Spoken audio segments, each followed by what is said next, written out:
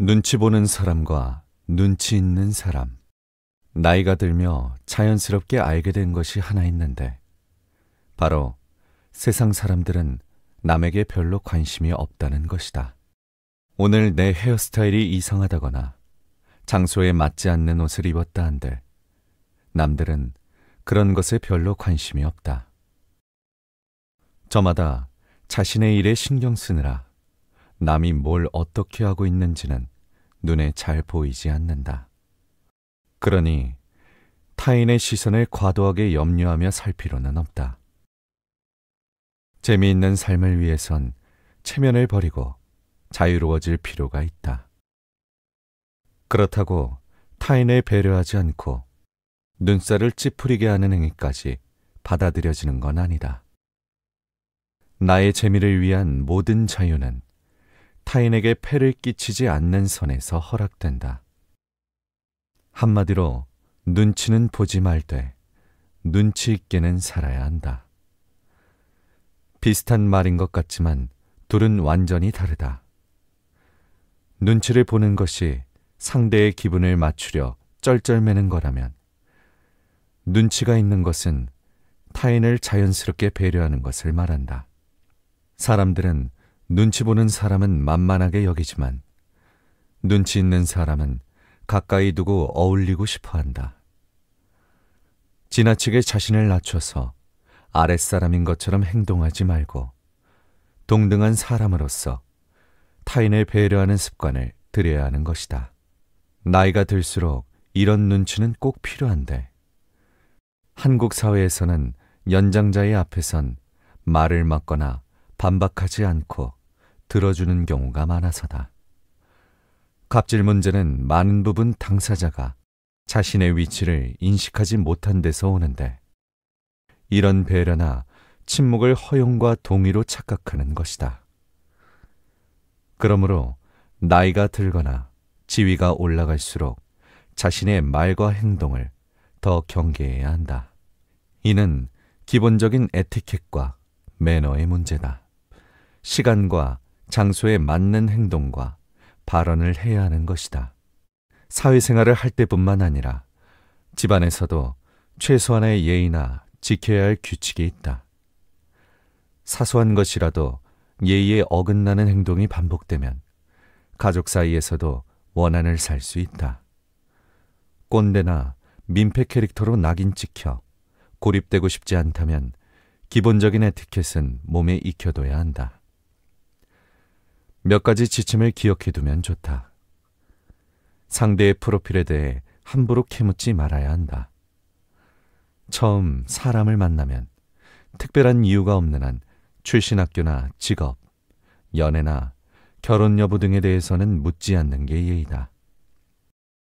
물론 아무렇지 않게 여기는 사람도 있겠지만 자신의 프로필을 말하는 걸 어려워하는 사람도 있다. 명절에 오랜만에 만난 조카들에게 흔히 하는 질문들도 마찬가지다. 결혼은 언제 하니? 아이는 언제 갖니? 취업은 했니? 와 같은 질문을 한다는 건 애초에 상대와 가깝지 않다는 것을 의미한다. 친근함 혹은 걱정이라는 명분을 내세우지만 상대방의 입장에선 당혹스러울 수 있다. 유머랍시고 상대방을 깎아내리거나 말을 함부로 하는 것도 조심해야 한다. 모두가 기분이 좋아지는 농담이야 얼마든지 환영이지만 누군가의 수치심을 유발하거나 누군가를 불편하게 하는 농담이라면 그저 무례한 행동에 불과하다. 이때 가장 위험한 생각은 그래도 나는 괜찮지 않을까? 그래도 이 사람은 괜찮지 않을까? 라는 착각이다. 내가 재미있으니 남도 재미있을 거라고 생각하는 것도 착각이다. 세상에 선을 넘어도 괜찮은 사람은 없다. 내 말만 옳다고 여기고 자기 주장을 강하게 내세우는 것도 경계해야 한다. 정말 스스럼 없는 소통을 원한다면 듣는 연습을 해야 한다. 상대방의 말을 귀담아 듣고 받아들일 건 받아들이는 유연함을 보이면 필요할 때 하는 나의 말에도 더 힘이 실린다. 지시보다는 제안이, 단정적으로 말하는 것보다는 하나의 가능성으로 제시하는 편이 마음의 문을 열기 쉽다. 그렇게 소통이 원활해지면 더 많은 사람과 즐거움을 공유할 수 있게 되고 삶이 더 즐거워진다. 내가 몰랐던 것도 더 많이 알게 되고 내가 쓸데없이 고집을 부렸던 것도 내려놓을 줄 알게 된다. 그러니 조금 더 눈치 있게 살자. 모든 것은 상대방에 대한 따뜻한 배려에서 시작된다. 마음대로 하는 데서 오는 해방감보다 타인과의 공존과 소통에서 오는 유대감이 삶을 더 흥미롭게 만든다는 사실을 기억하자. 돈거래가 관계를 망친다.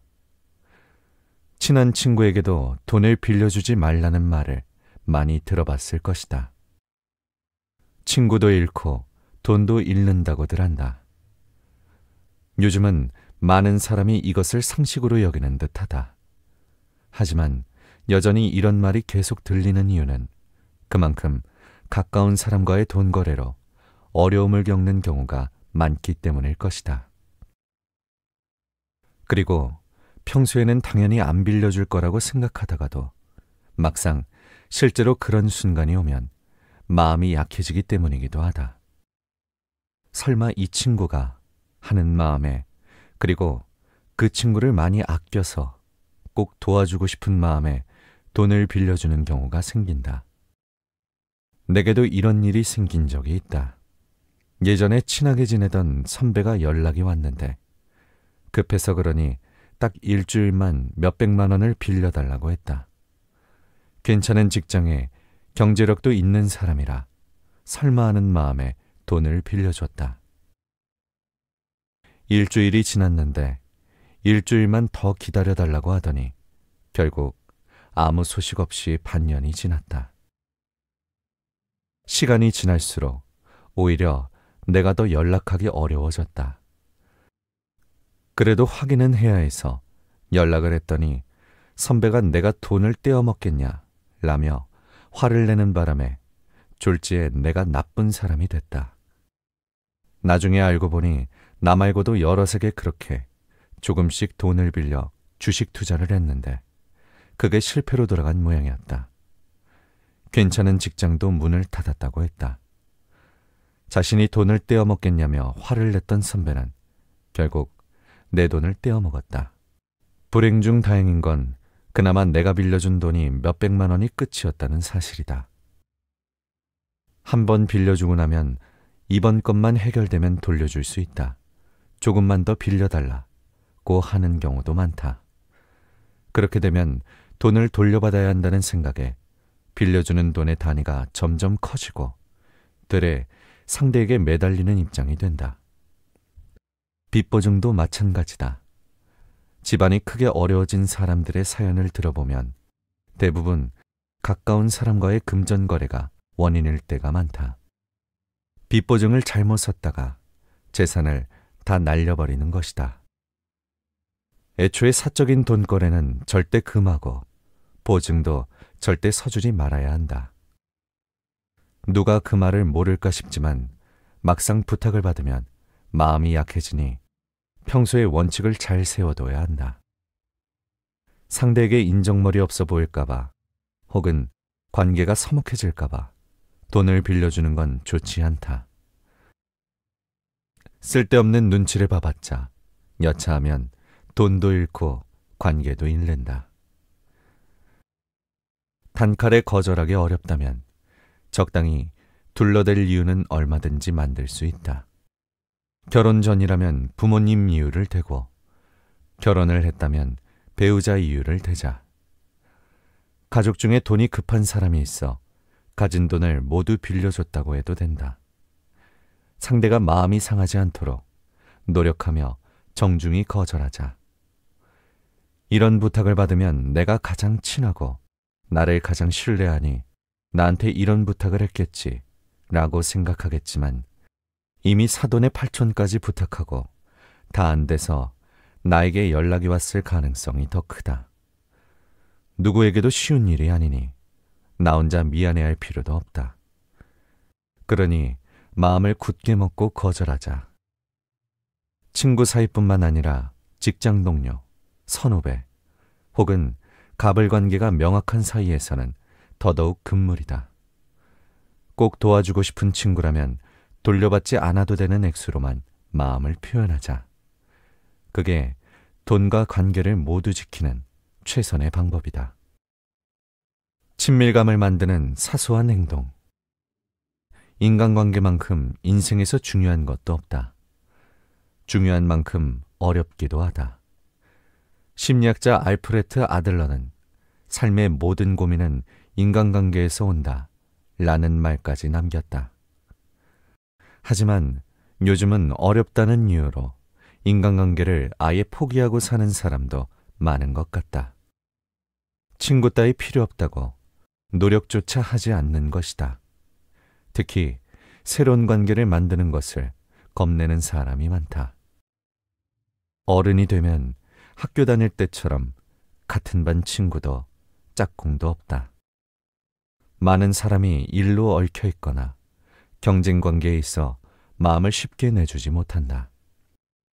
그 결과 늘 외롭고 공허하다고 느끼고 낯선 사람과 대화하는 걸 어색해하며 여러 번 만나도 상대와의 거리감을 좁히지 못한다. 기존에 익숙한 사람들과 좋은 관계를 유지하기만 해도 다행인데 사실 이조차 쉽지 않다. 인간관계는 늘 변하기 때문이다. 평생 갈 것 같던 학창시절 친구들 중 지금도 연락하는 사람이 얼마나 되는지 꼽아보자. 새로운 사람을 만나지 않으면 인간관계는 계속 좁아질 수밖에 없다. 그러니 관계의 변화를 받아들이고 새로운 사람을 만나야 한다. 관계가 어렵다고 자꾸 피하면 점점 더 어려워진다. 자꾸 부딪히며 깨지고 넘어져야 관계에 대해서도 배울 수 있으니 한두 번의 만남이 잘 풀리지 않는다고 너무 실망하거나 좌절할 필요는 없다. 관계가 어려운 건 나뿐만이 아니다. 상대도 마찬가지다. 서로 탐색하며 좋은 관계를 만들고 싶어 하기 때문이다. 한 발짝만 물러서서 보면 이 역시 별거 아니다. 내가 상대방이 좋아할 만한 특별한 사람이 아니라고 걱정할 필요는 없다. 그저 상대를 존중해주고 호의적인 태도를 지니면 된다. 누구나 노력하면 그런 사람이 될 수 있다. 그럼 조금 더 구체적으로 인간관계에 도움이 되는 4가지 팁을 소개하겠다. 관계에 서툰 사람이라면 이 정도만 알아두더라도 큰 힘이 될 것이다. 첫째, 가벼운 질문을 하되 좋은 질문만 하자. 공적인 자리라 해도 만나자마자 본론만 이야기하는 사람은 부담스럽다. 아이스 브레이킹을 할 수 있는 가벼운 질문으로 대화를 유도해보자. 이때 상대방이 답하기 곤란한 질문이나 지나치게 사적인 질문은 삼가는 것이 좋다. 상대방이 예나 아니오라는 단답형으로 답변할 수밖에 없는 질문도 피하자. 단답형 대답만 계속 이어지는 질문은 그야말로 최악이다. 반면 좋은 질문은 상대방이 잘 알고 있는 것에 관한 질문이다. 상대의 관심사에 대한 질문을 하면 상대가 즐겁게 답할 수 있으니 그 뒤의 대화는 편하게 이어나가면 된다. 둘째, 상대의 변화를 눈치채고 자연스럽게 언급하자. 주의를 기울이면 단순한 외모 변화뿐 아니라 말투나 행동의 변화도 알아차릴 수 있다. 물론 눈치 없이 오늘 얼굴이 피곤해 보이네요 라고 말하는 사람은 없길 바란다. 이 변화란 요즘 운동하시나 봐요. 더 건강해 보여요. 헤어스타일 바꾸신 거 잘 어울려요. 와 같이 긍정적인 변화를 이야기한다. 좋은 변화가 보인다면 진심을 담아서 축하해 주자. 몇 번 만난 사이라면 지난번 휴가는 잘 다녀오셨나요? 와 같이 이전에 만났을 때 나누었던 대화를 생각해내 대화의 연속성을 이어가는 인사말을 건네면 좋다. 처음에는 어렵게 느껴져도 조금씩 노력하다 보면 이 정도 스킬이야 자연스레 몸에 밴다. 셋째, 어색한 관계라도 스몰 토크에 익숙해지자. 날씨 이야기처럼 특별할 것 없는 가벼운 소재의 대화를 스몰 토크라고 한다. 간단한 대화 기술이지만 익숙하지 않은 사람들은 낯선 관계에서의 스몰 토크를 어려워한다. 하지만 가벼운 질문 하나만으로 분위기는 금세 편해진다. 대화가 스스로 문을 열고 길을 찾는다. 먼저 말을 거는 것이 어색하겠지만 체면이 깎이는 일은 아니라는 걸 명심하자. 때와 장소만 적절하다면 상대에 대한 배려일 수 있다. 그리고 가능하다면 간결한 언어와 상대방이 이해하기 쉬운 단어로 소통하자. 쓸데없이 무게 잡을 이유가 없다. 진솔하게 마음을 열고 스몰 토크를 이어나간다면 처음 만난 사람과도 편하게 대화가 오갈 수 있다. 그렇게 마음 맞는 사이라는 것이 확인되면 각자의 관심사나 생각 등에 대해 조금 더 깊은 대화를 나누는 것도 가능해진다. 넷째, 아무 목적 없이 연락하자. 오랜만에 옛 동창이 연락 오면 대부분 오랜만이라는 인사 뒤에 각종 영업 멘트가 뒤따라온다. 반가운 마음이 들다가도 브리테니커 백과사전, 정수기, 각종 보험 상품 권유로 끝이 나니 김이 빠지기 일쑤다. 연락하지 않은 지 한참 된 지인이 갑자기 모바일 청첩장을 보내는 것도 마찬가지다. 급한 마음에 연락했겠지만 대부분은 이런 연락을 받으면 부탁을 들어주기는커녕 관계 정리의 계기로 삼는다. 목적 없이 연락을 주고받아야 친한 사이라 할 수 있다. 반대로 이야기하면 목적 없이 연락을 주고받다 보면 상대는 이 사람과 내가 친하구나 라고 생각하게 된다는 뜻이다. 그러니 평소에 아무런 목적이 없을 때 연락해야 한다. 목적 없는 연락은 힘이 세다. 지금까지의 내용은 어른의 재미라는 책에서 가져왔다. 최근 들어 가장 인상 깊게 읽었던 책 중 하나다. 나이가 들어가면서 관계에서 타인을 배려하는 것이 중요하다는 것을 느끼게 되었다.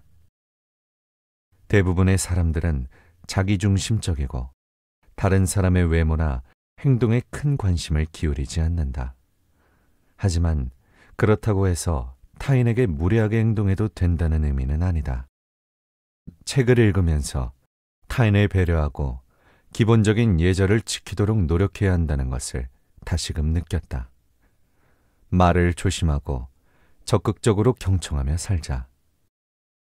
나이가 들면서 인간관계에 대한 조언이 필요한 사람들에게 나는 이 어른의 재미라는 책을 권하고 싶다. 눈치 보는 사람과 눈치 있는 사람. 나이가 들며 자연스럽게 알게 된 것이 하나 있는데 바로 세상 사람들은 남에게 별로 관심이 없다는 것이다. 오늘 내 헤어스타일이 이상하다거나 장소에 맞지 않는 옷을 입었다 한들 남들은 그런 것에 별로 관심이 없다. 저마다 자신의 일에 신경 쓰느라 남이 뭘 어떻게 하고 있는지는 눈에 잘 보이지 않는다. 그러니 타인의 시선을 과도하게 염려하며 살 필요는 없다. 재미있는 삶을 위해선 체면을 버리고 자유로워질 필요가 있다. 그렇다고 타인을 배려하지 않고 눈살을 찌푸리게 하는 행위까지 받아들여지는 건 아니다. 나의 재미를 위한 모든 자유는 타인에게 폐를 끼치지 않는 선에서 허락된다. 한마디로 눈치는 보지 말되 눈치 있게는 살아야 한다. 비슷한 말인 것 같지만 둘은 완전히 다르다. 눈치를 보는 것이 상대의 기분을 맞추려 쩔쩔매는 거라면 눈치가 있는 것은 타인을 자연스럽게 배려하는 것을 말한다. 사람들은 눈치 보는 사람은 만만하게 여기지만 눈치 있는 사람은 가까이 두고 어울리고 싶어 한다. 지나치게 자신을 낮춰서 아랫사람인 것처럼 행동하지 말고 동등한 사람으로서 타인을 배려하는 습관을 들여야 하는 것이다. 나이가 들수록 이런 눈치는 꼭 필요한데 한국 사회에서는 연장자의 앞에선 말을 막거나 반박하지 않고 들어주는 경우가 많아서다. 갑질 문제는 많은 부분 당사자가 자신의 위치를 인식하지 못한 데서 오는데 이런 배려나 침묵을 허용과 동의로 착각하는 것이다. 그러므로 나이가 들거나 지위가 올라갈수록 자신의 말과 행동을 더 경계해야 한다. 이는 기본적인 에티켓과 매너의 문제다. 시간과 장소에 맞는 행동과 발언을 해야 하는 것이다. 사회생활을 할 때뿐만 아니라 집안에서도 최소한의 예의나 지켜야 할 규칙이 있다. 사소한 것이라도 예의에 어긋나는 행동이 반복되면 가족 사이에서도 원한을 살 수 있다. 꼰대나 민폐 캐릭터로 낙인 찍혀 고립되고 싶지 않다면 기본적인 에티켓은 몸에 익혀둬야 한다. 몇 가지 지침을 기억해두면 좋다. 상대의 프로필에 대해 함부로 캐묻지 말아야 한다. 처음 사람을 만나면 특별한 이유가 없는 한 출신 학교나 직업, 연애나 결혼 여부 등에 대해서는 묻지 않는 게 예의다. 물론 아무렇지 않게 여기는 사람도 있겠지만 자신의 프로필을 말하는 걸 어려워하는 사람도 있다. 명절에 오랜만에 만난 조카들에게 흔히 하는 질문들도 마찬가지다. 결혼은 언제 하니? 아이는 언제 갖니? 취업은 했니? 와 같은 질문을 한다는 건 애초에 상대와 가깝지 않다는 것을 의미한다. 친근함 혹은 걱정이라는 명분을 내세우지만 상대방의 입장에선 당혹스러울 수 있다. 유머랍시고 상대방을 깎아내리거나 말을 함부로 하는 것도 조심해야 한다. 모두가 기분이 좋아지는 농담이야 얼마든지 환영이지만 누군가의 수치심을 유발하거나 누군가를 불편하게 하는 농담이라면 그저 무례한 행동에 불과하다. 이때 가장 위험한 생각은 그래도 나는 괜찮지 않을까? 그래도 이 사람은 괜찮지 않을까? 라는 착각이다. 내가 재미있으니 남도 재미있을 거라고 생각하는 것도 착각이다. 세상에 선을 넘어도 괜찮은 사람은 없다. 내 말만 옳다고 여기고 자기 주장을 강하게 내세우는 것도 경계해야 한다. 정말 스스럼 없는 소통을 원한다면 듣는 연습을 해야 한다. 상대방의 말을 귀담아 듣고 받아들일 건 받아들이는 유연함을 보이면 필요할 때 하는 나의 말에도 더 힘이 실린다. 지시보다는 제안이, 단정적으로 말하는 것보다는 하나의 가능성으로 제시하는 편이 마음의 문을 열기 쉽다. 그렇게 소통이 원활해지면 더 많은 사람과 즐거움을 공유할 수 있게 되고 삶이 더 즐거워진다. 내가 몰랐던 것도 더 많이 알게 되고 내가 쓸데없이 고집을 부렸던 것도 내려놓을 줄 알게 된다. 그러니 조금 더 눈치 있게 살자. 모든 것은 상대방에 대한 따뜻한 배려에서 시작된다. 마음대로 하는 데서 오는 해방감보다 타인과의 공존과 소통에서 오는 유대감이 삶을 더 흥미롭게 만든다는 사실을 기억하자. 돈거래가 관계를 망친다. 친한 친구에게도 돈을 빌려주지 말라는 말을 많이 들어봤을 것이다. 친구도 잃고 돈도 잃는다고들 한다. 요즘은 많은 사람이 이것을 상식으로 여기는 듯하다. 하지만 여전히 이런 말이 계속 들리는 이유는 그만큼 가까운 사람과의 돈 거래로 어려움을 겪는 경우가 많기 때문일 것이다. 그리고 평소에는 당연히 안 빌려줄 거라고 생각하다가도 막상 실제로 그런 순간이 오면 마음이 약해지기 때문이기도 하다. 설마 이 친구가 하는 마음에, 그리고 그 친구를 많이 아껴서 꼭 도와주고 싶은 마음에 돈을 빌려주는 경우가 생긴다. 내게도 이런 일이 생긴 적이 있다. 예전에 친하게 지내던 선배가 연락이 왔는데 급해서 그러니 딱 일주일만 몇백만 원을 빌려달라고 했다. 괜찮은 직장에 경제력도 있는 사람이라 설마 하는 마음에 돈을 빌려줬다. 일주일이 지났는데 일주일만 더 기다려달라고 하더니 결국 아무 소식 없이 반년이 지났다. 시간이 지날수록 오히려 내가 더 연락하기 어려워졌다. 그래도 확인은 해야 해서 연락을 했더니 선배가 내가 돈을 떼어먹겠냐 라며 화를 내는 바람에 졸지에 내가 나쁜 사람이 됐다. 나중에 알고 보니 나 말고도 여럿에게 그렇게 조금씩 돈을 빌려 주식 투자를 했는데 그게 실패로 돌아간 모양이었다. 괜찮은 직장도 문을 닫았다고 했다. 자신이 돈을 떼어먹겠냐며 화를 냈던 선배는 결국 내 돈을 떼어먹었다. 불행 중 다행인 건 그나마 내가 빌려준 돈이 몇백만 원이 끝이었다는 사실이다. 한 번 빌려주고 나면 이번 것만 해결되면 돌려줄 수 있다. 조금만 더 빌려달라고 하는 경우도 많다. 그렇게 되면 돈을 돌려받아야 한다는 생각에 빌려주는 돈의 단위가 점점 커지고 되레 상대에게 매달리는 입장이 된다. 빚보증도 마찬가지다. 집안이 크게 어려워진 사람들의 사연을 들어보면 대부분 가까운 사람과의 금전거래가 원인일 때가 많다. 빚보증을 잘못 썼다가 재산을 다 날려버리는 것이다. 애초에 사적인 돈거래는 절대 금하고 보증도 절대 서주지 말아야 한다. 누가 그 말을 모를까 싶지만 막상 부탁을 받으면 마음이 약해지니 평소에 원칙을 잘 세워둬야 한다. 상대에게 인정머리 없어 보일까봐 혹은 관계가 서먹해질까봐 돈을 빌려주는 건 좋지 않다. 쓸데없는 눈치를 봐봤자 여차하면 돈도 잃고 관계도 잃는다. 단칼에 거절하기 어렵다면 적당히 둘러댈 이유는 얼마든지 만들 수 있다. 결혼 전이라면 부모님 이유를 대고 결혼을 했다면 배우자 이유를 대자.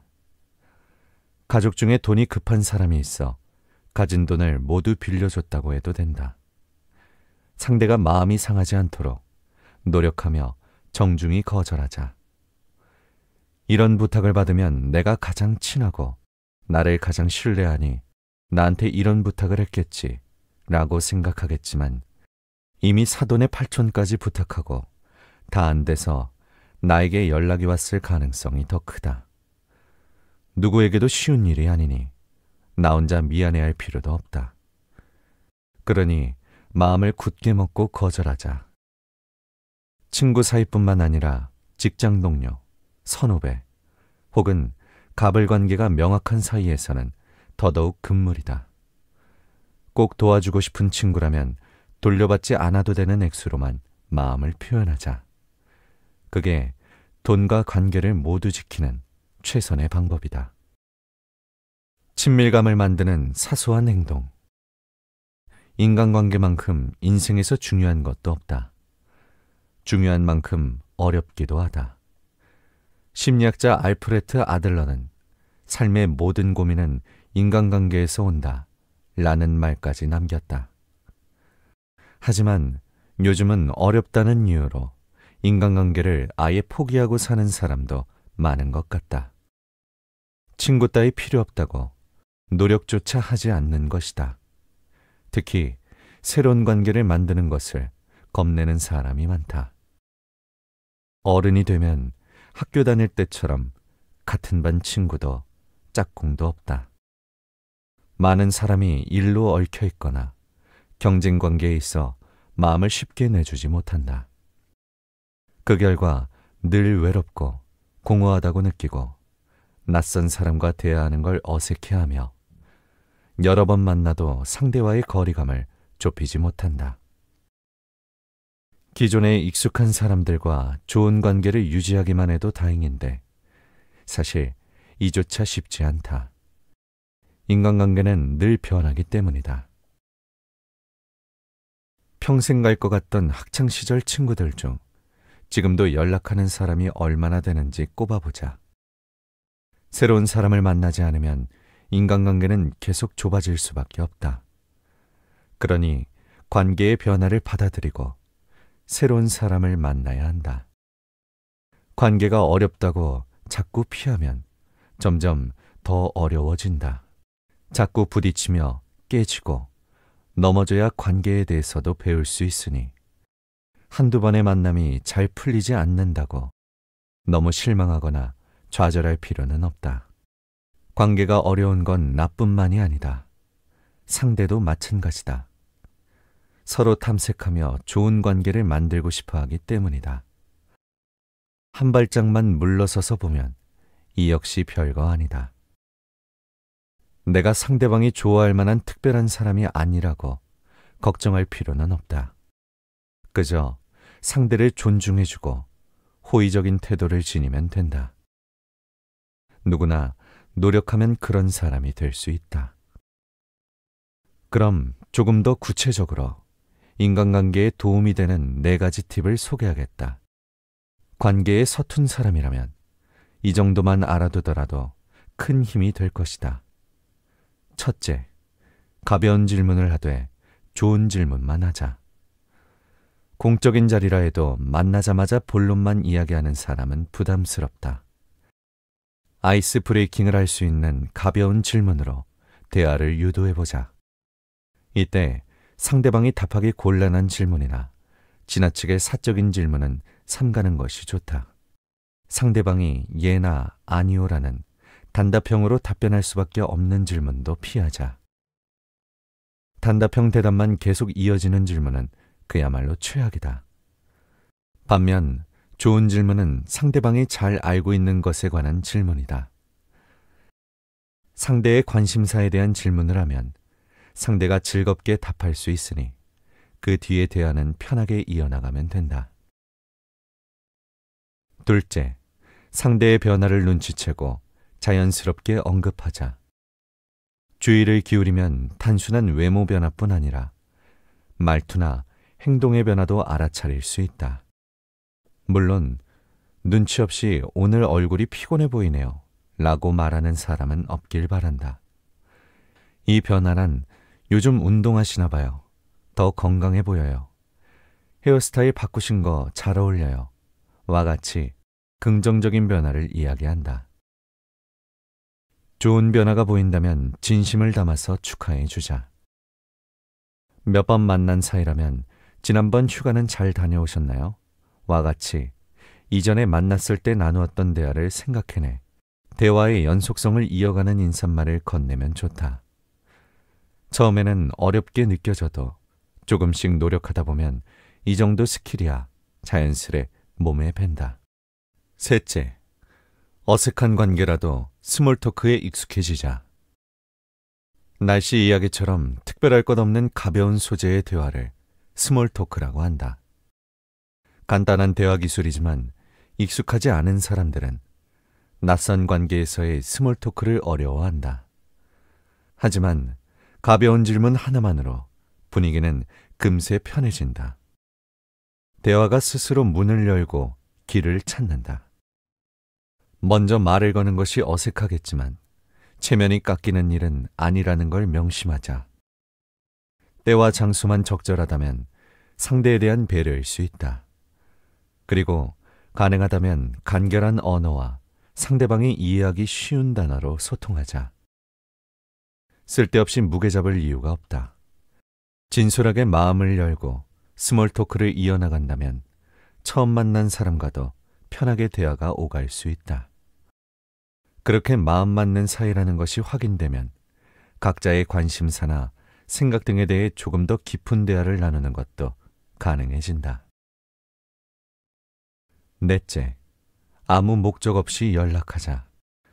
오랜만에 옛 동창이 연락 오면 대부분 오랜만이라는 인사 뒤에 각종 영업 멘트가 뒤따라온다.